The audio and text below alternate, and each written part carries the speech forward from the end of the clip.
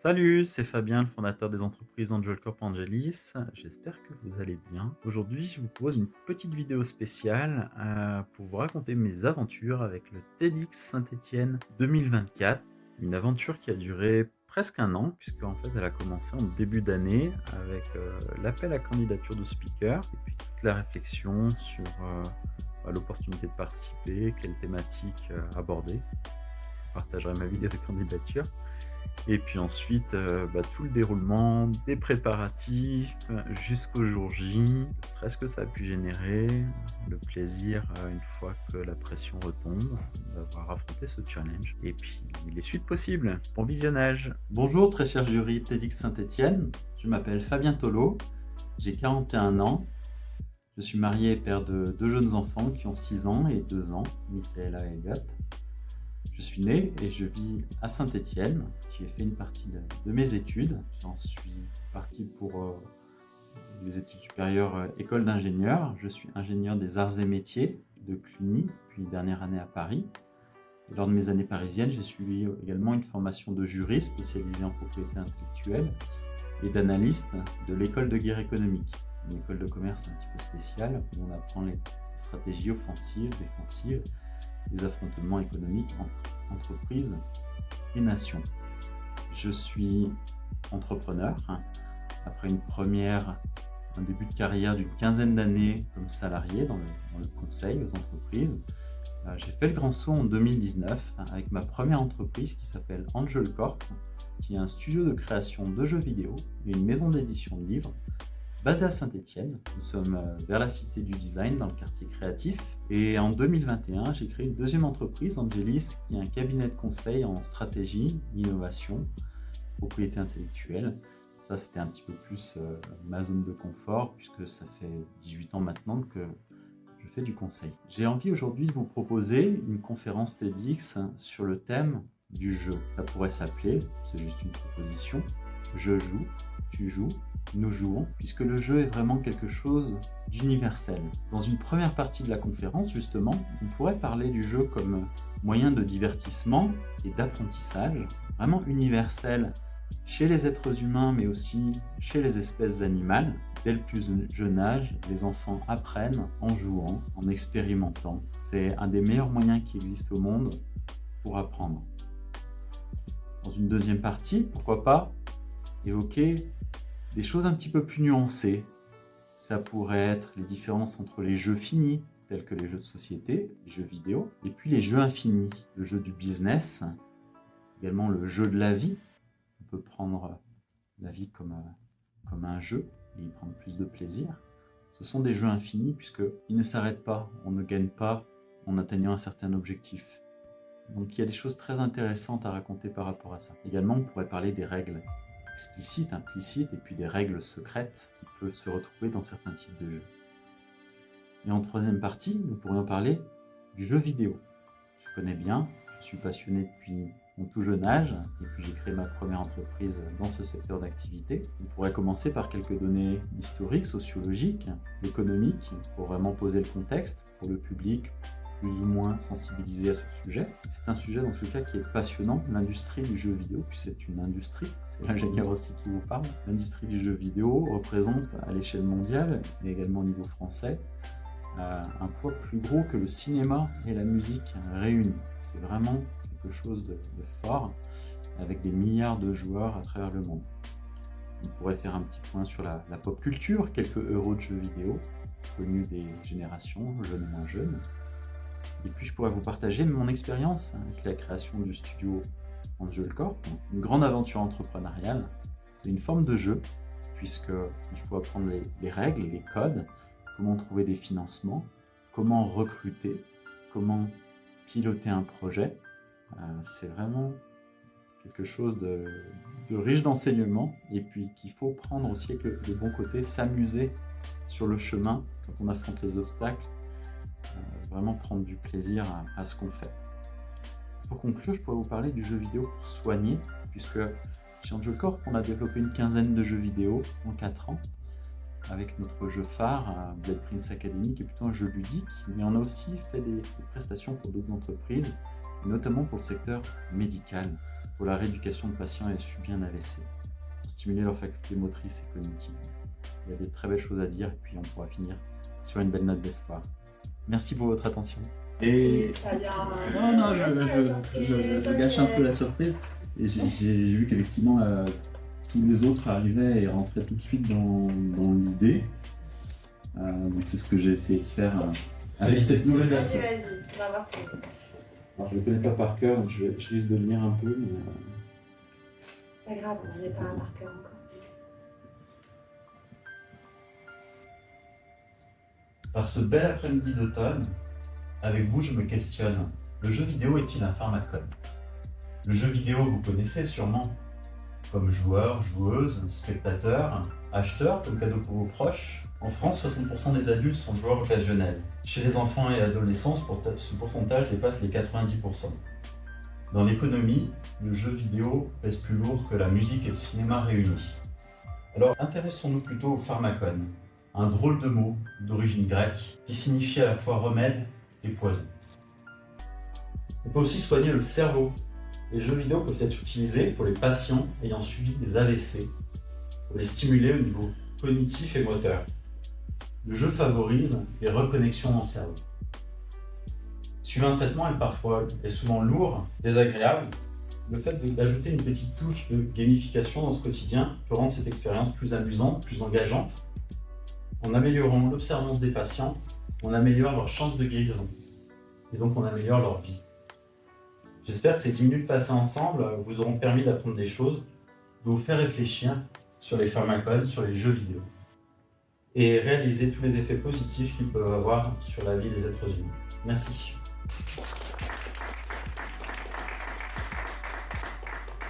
7,41. Un peu short ou un peu rapide? C'est bien. Tu peux étendre. Tu peux développer peut-être certaines parties, et puis c'est un premier gel, on peut clarifier aussi. Je tiens à dire, les meilleurs talks que ne font pas forcément 20 minutes. C'est comme la taille, c'est pas les Il y a alors, quelques trucs qui me sont venus. La première, bon, je ne reviens pas sur l'histoire du jeu qu'on a évoqué tout à l'heure. Je trouve que tu as une voix qui est plutôt agréable à l'écoute. Je me suis juste posé la question du rythme et du côté monocorde. Moi j'ai un rythme plutôt rapide, donc je sais que quand c'est un truc qui est trop calme, ça m'endort. Donc ça c'est purement personnel. Donc j'avais peut-être besoin de plus de variation dans la voix quand tu parlais.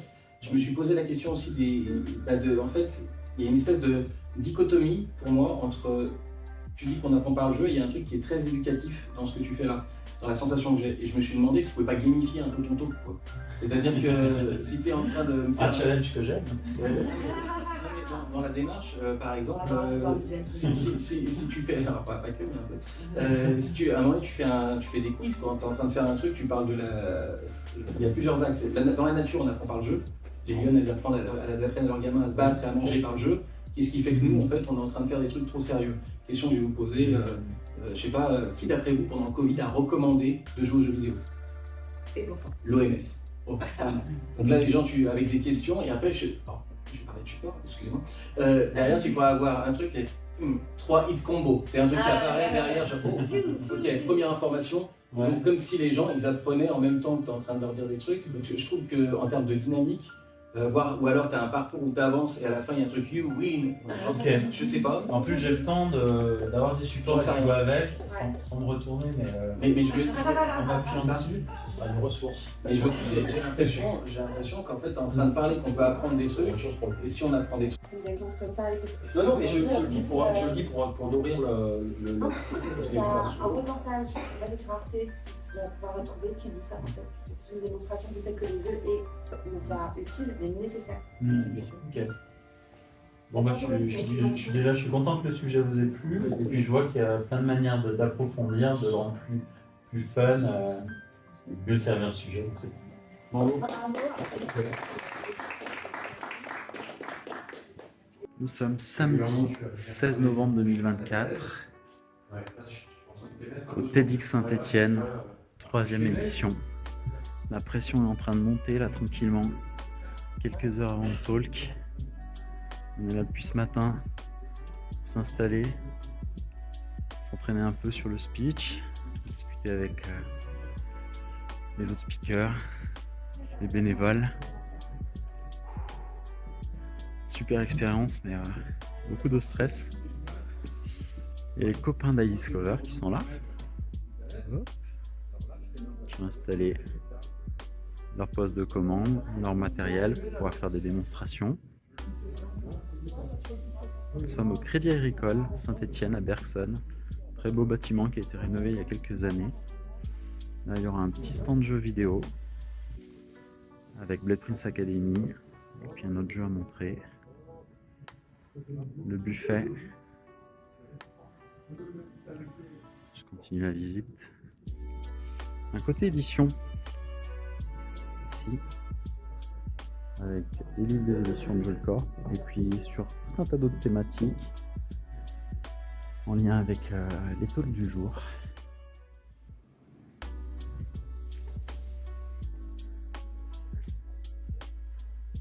Et voici la salle de torture. Ou la salle des plaisirs. Ça dépend comment on la voit. Très cosy. Très intime. Ah, je vois que Camille aussi était en train de faire des vidéos pour son Insta sans doute. Doodle c'est ma mère et Google mon imagination. Pour vivre heureux, faut peut-être vivre déconnecté. En attendant, salut mon fil d'actu, m'attends à la maison.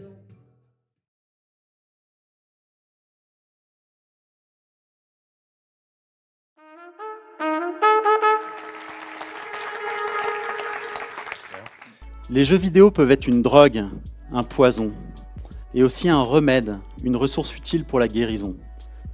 Connaissez-vous ce mot grec, le pharmakon? Comme souvent entre le bien et le mal, l'important est de trouver le bon équilibre. Un premier exemple de pharmakon, le plus évident, est celui des médicaments. Voici d'autres exemples de pharmakon. La nourriture, les hormones, Internet, les réseaux sociaux, l'intelligence artificielle, le sport. Prenons par exemple le ski, le squash, la course à pied, l'entrepreneuriat. Y a-t-il des entrepreneurs dans la salle? Levez la main s'il vous plaît. Un bon nombre. À mon sens, l'entrepreneuriat est aussi un pharmakon, notamment pour ses effets sur la santé mentale. Après ces premières explications, je voudrais explorer avec vous un pharmakon qui me tient à cœur, les jeux vidéo. Levez la main s'il vous plaît dans la salle si vous jouez au moins occasionnellement aux jeux vidéo. D'après une étude récente, en France, près de 70% des adultes jouent au moins de temps en temps aux jeux vidéo. Chez les enfants et les adolescents, c'est plus de 90%. Cette aventure m'a permis de réaliser mes rêves d'enfant. Et ça n'a pas de prix. Connaissez-vous une autre chose qui n'a pas de prix? Les bons moments partagés avec les personnes qu'on aime. Nous voici avec ma fille, Michaela, 6 ans, en classe de CP. Comme je suis entrepreneur avec plusieurs activités, je n'ai plus le temps de jouer aux jeux solo, comme quand j'étais ado. Alors quel bonheur de pouvoir jouer avec ma fille. En conclusion, j'espère que ce talk vous aura appris des choses sur les pharmakon, l'entrepreneuriat, les jeux vidéo. Prenez plaisir à jouer, toujours avec modération. Et battez-vous pour vos rêves. Vous n'avez qu'une vie, alors faites-en une vie heureuse. Merci.